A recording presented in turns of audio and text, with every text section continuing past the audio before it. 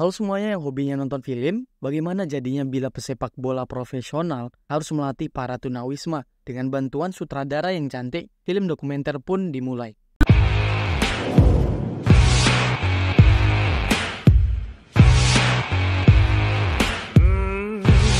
Film dibuka dengan diperlihatkannya euforia yang sangat meriah dari Liga Sepak Bola Big Match. Pertandingan itu terjadi dengan sangat sengit, entah ada angin atau apa. Seorang pemuda dengan nomor punggung 9 malah bersaing dengan timnya sendiri. Pemuda itu bernama Hongdae. Ia terus berlari mengejar kaptennya dan terjadilah perebutan bola. 레드 챔피언스의 결정적인 찬스. 네, 못 보던 겁니다.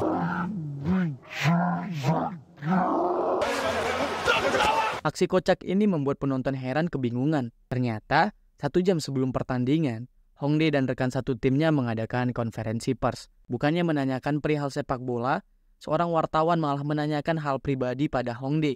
Ia bertanya tentang ibunya Hongdae yang saat ini menjadi buronan polisi. Pertanyaan itulah yang membuat Hongdae kesal, hingga ia bermain dengan emosi. Karena tingkah konyol yang dilakukan Hongdae di lapangan, tim mereka pun akhirnya kalah.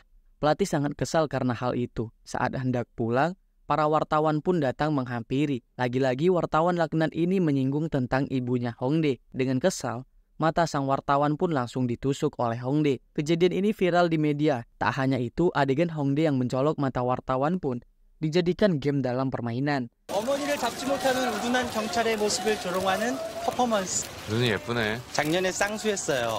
누나가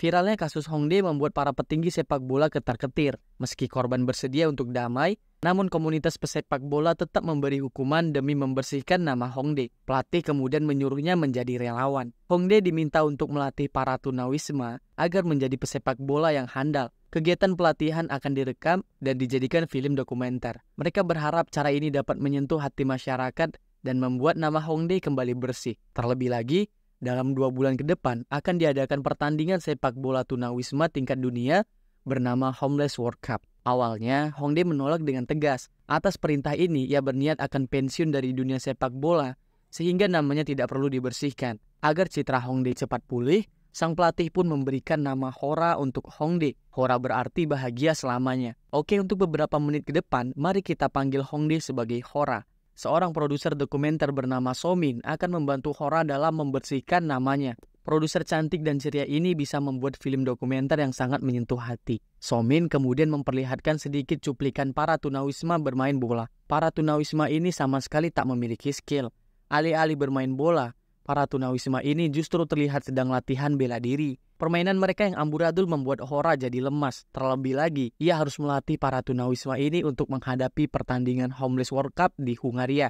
Ini adalah ajang sepak bola dunia bagi para tunawisma. Ini juga tahun pertama Korea Selatan dapat berpartisipasi dalam ajang tersebut. Keesokan harinya dengan senyuman palsu, Hora datang ke lapangan. Para tunawisma langsung menyambut Hora dengan tepuk tangan, tentu saja tepuk tangan yang palsu.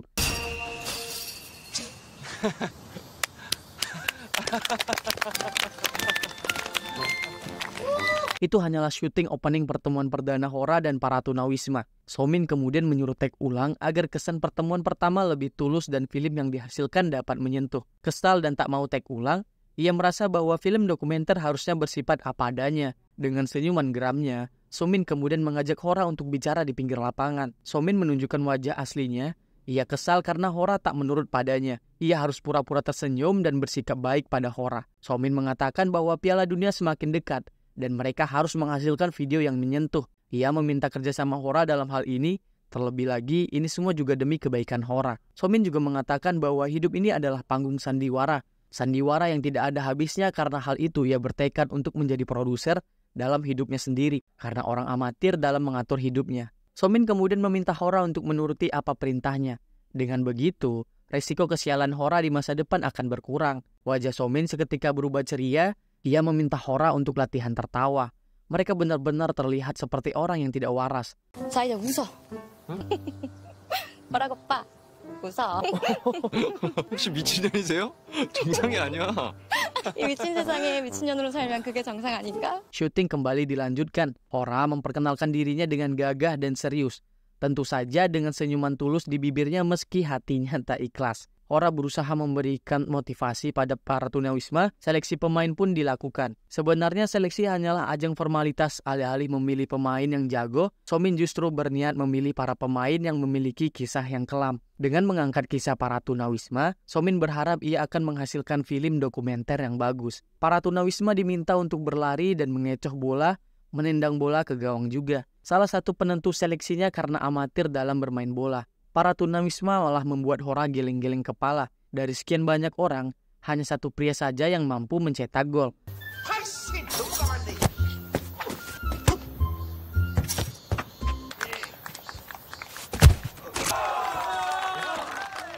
Sayangnya, pria itu telah berusia sangat tua. Malam harinya, Hora bertemu dengan ibunya. Secara diam-diam, sang ibu yang merupakan buronan polisi ini malah meminta uang pada Hora.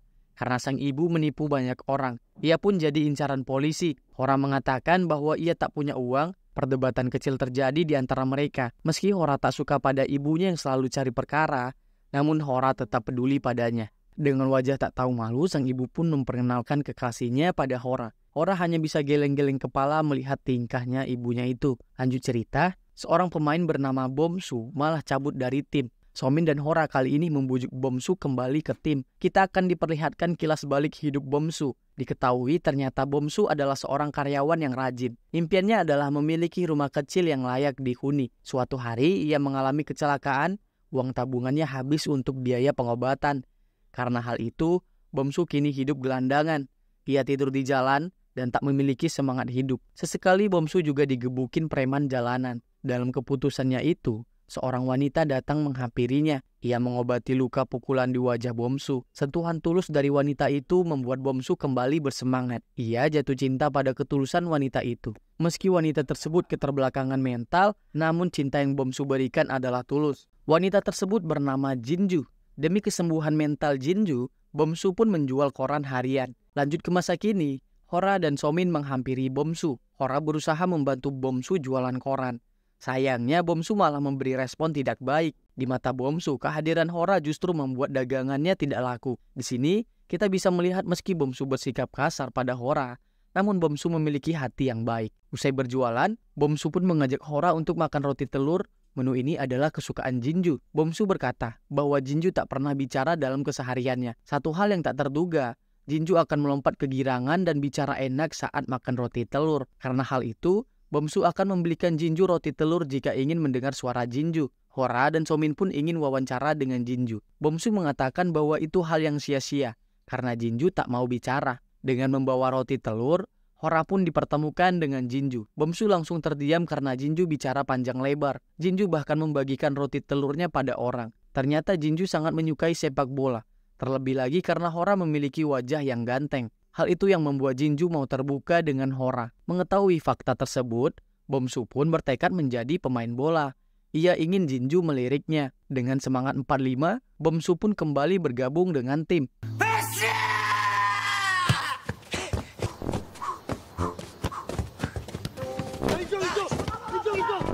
어떻게 한 거예요? 글쎄 뭐. Saat latihan itu, rekan Hora pun bertanya bagaimana Hora bisa membujuk Bomsu kembali ke tim. Dengan senyum lebar, Hora mengatakan hanya dengan roti telur. Melihat perkembangan tim yang semakin bagus, Somin pun memberikan jempolnya untuk Hora. Mereka pun saling tatap-tatap memamerkan jari tengahnya dengan senyuman. Semangat 45 dari Bomsu malah mengakibatkan cedera pada Hwang Dong. Kini pria tua itu harus dirawat di rumah sakit.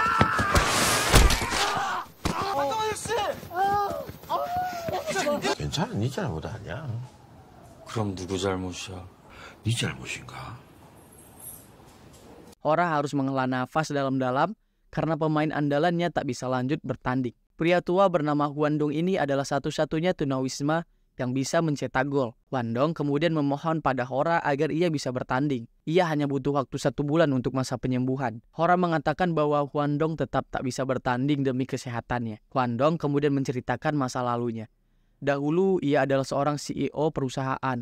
Karena gelap mata akan dunia fana, Hwang Dong pun malah kecanduan alkohol dan ia bahkan mengabaikan anak dan istrinya.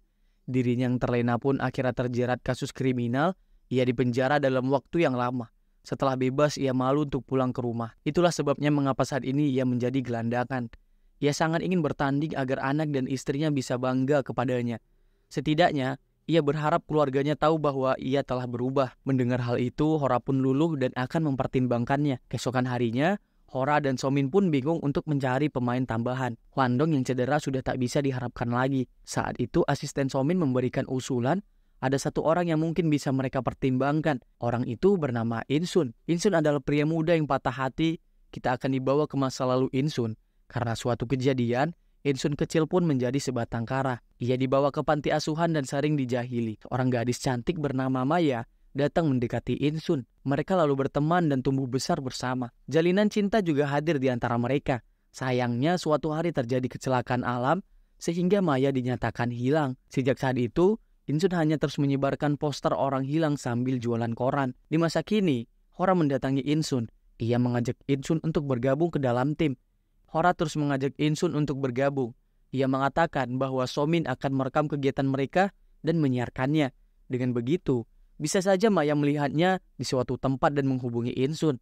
Hal tersebut lebih efisien daripada Insun terus-menerus menyebarkan poster. Mendengar hal itu, Insun pun jadi tersadar dan mau bergabung. Masa baru kemudian muncul. Insun memang bisa mencetak gol. Sayangnya hal itu hanya terjadi jika bolanya diam. Insun sama sekali tak bisa mencetak gol jika bolanya bergerak.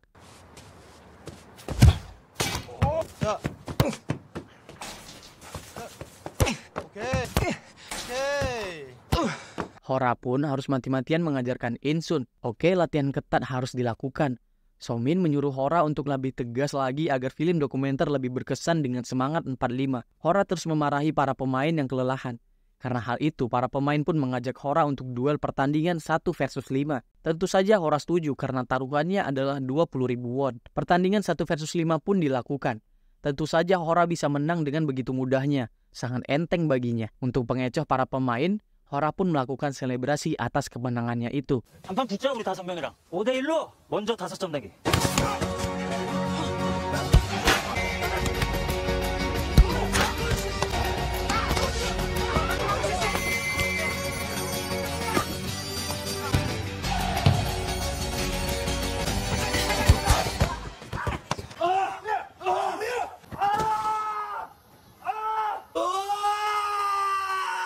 Demi mengasah kemampuan para pemain, mereka pun melakukan pertandingan persahabatan dengan anak SMP. Awalnya mereka kalah dengan telak. Setelah disindir oleh Hora, semangat mereka pun makin membara. Dengan semangat itu, mereka pun akhirnya menang. Latihan terus dilakukan dengan serius. Meski perkembangannya sangat lambat, namun mereka tetap optimis. Sayangnya masalah baru muncul. Pihak sponsor malah menarik kembali sponsornya. Mereka harus mencari dana agar bisa bertanding. Tak hanya itu, ibunya Hora pun malah masuk penjara. Hal itu membuat Hora semakin frustasi. Dengan sangat menyesal, Hora pun harus memutuskan hubungannya dengan sang ibu. Saat berjalan di taman, Hora tak sengaja melihat Jinju yang hendak dilecehkan. Dengan spontan, Hora pun langsung menolongnya. Perkelahian itu berhasil dimenangkan Hora. 벗어 빨리.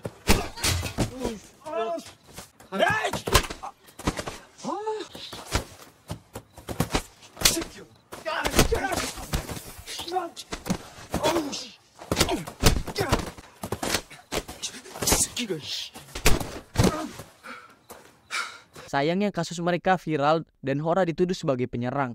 Karena Jinju keterbelakangan mental, ia pun tak mengatakan apapun.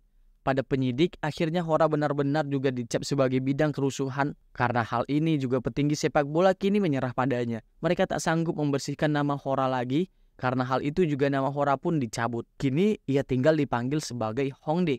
Oke, mari kita kembali memanggil Hora sebagai Hongdae. Mengetahui Hongdae terjerat masalah, para pemain pun terus menghantui penyidik. Mereka ingin agar kasusnya diselidiki lebih lanjut. Mereka sangat yakin bahwa Hongdae tidak bersalah. Meski telah dihantui, sang penyidik tetap kekeh menyatakan Hongdae sebagai tersangka. Demi membantu Hongdae, Somin pun menghampiri Jinju. Ia memohon agar Jinju mau menjelaskan semuanya. Setelah dibujuk, Jinju pun akhirnya mau bicara. Ia menjelaskan kronologinya pada penyidik.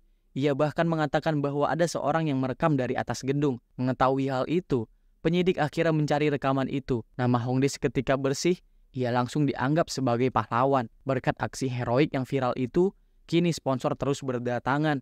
Sayangnya, saat semuanya membaik, para petinggi bola malah kembali melirik Hongdae. Mereka meminta agar Hongdae berhenti jadi pelatih tunawisma dan mengikuti program lain. Mereka yakin bahwa Hongdae akan jauh lebih sukses di program ini. Tawaran yang begitu menggiurkan membuat Hongdae jadi goyang. Keesokan harinya, mereka pun kembali latihan. Usai latihan, Hongdae pamit dan mengundurkan diri sebagai pelatih. Hal itu tentu saja membuat para pemain kebingungan.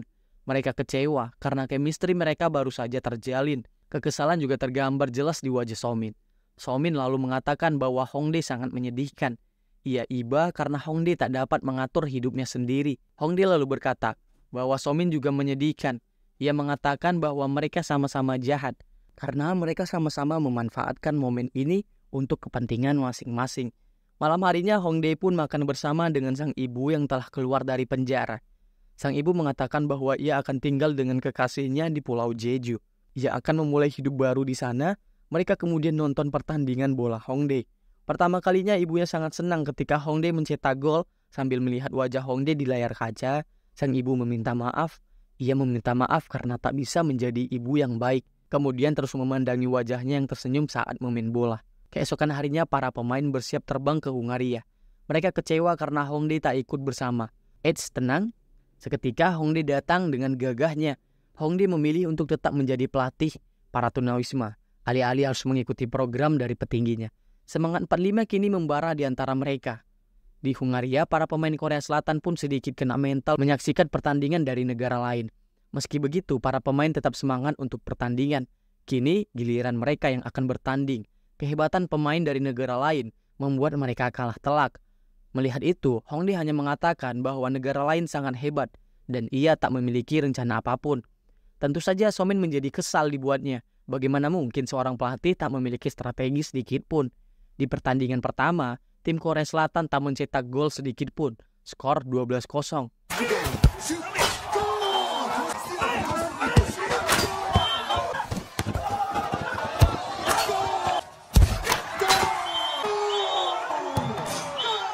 외국 홈리스들은 정부에서 고기를 지원받는 것 같습니다.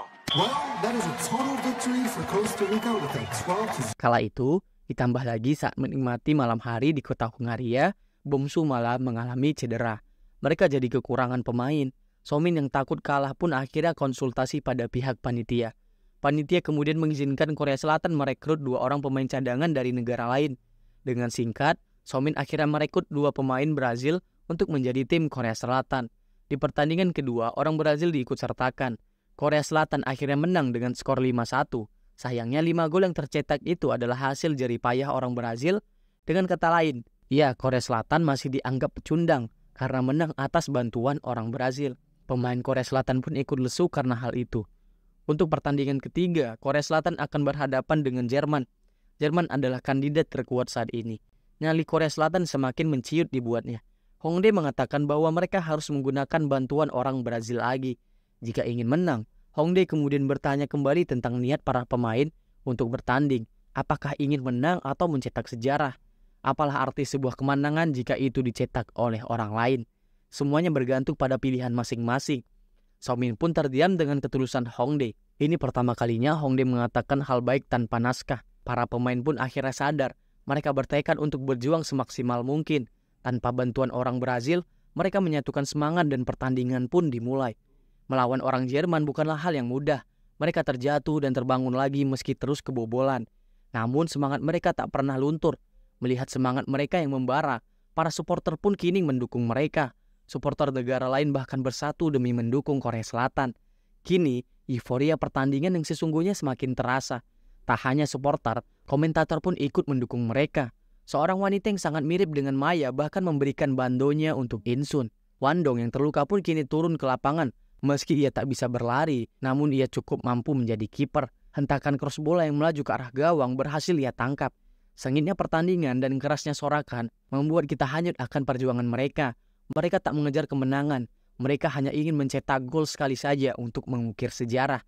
Dukungan terus mengalir, bahkan sampai di menit terakhir dengan penuh keringat yang bercucuran, serta semangat yang membara, Korea Selatan akhirnya mencetak 1 gol.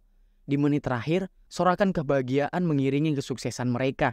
Untuk pertama kalinya dalam sejarah, para pemain serta supporter sangat bahagia di atas kekalahan 1 gol yang berhasil mereka cetak dengan susah payah menjadi sejarah bagi hidup mereka.